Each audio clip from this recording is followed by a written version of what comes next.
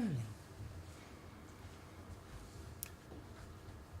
About a week later, they started to come around and do this thing to the brain. We were all supposed to have it done on this ward. They'd come around one by one per night, and they had these... I don't know what they were.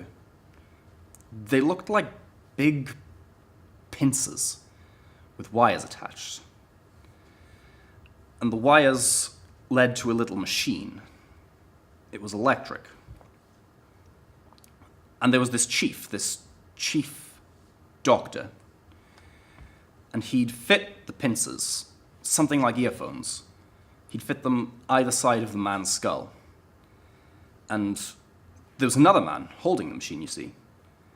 And he'd turn it on, and then this chief would just press these pincers onto the man's skull.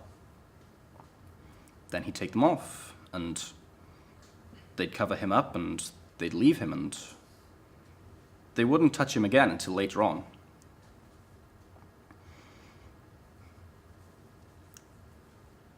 They were working their way to me, and when they came for me, I stood up, and I got against the wall.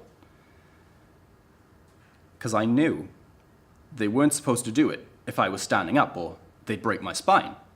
So I stood up. When one or two of them came for me, I was younger then.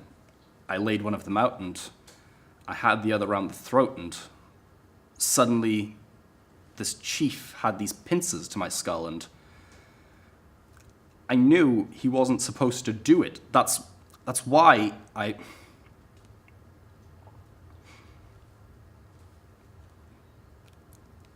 Anyway, he did it.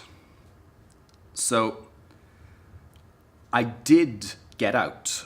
I got out of that place, but I couldn't walk the same. I don't think my spine was broken. That was perfectly all right. But my thoughts had become very slow.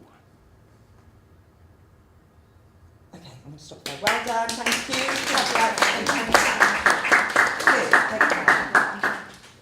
Can you take your seat and grab yourself a piece of paper and pen?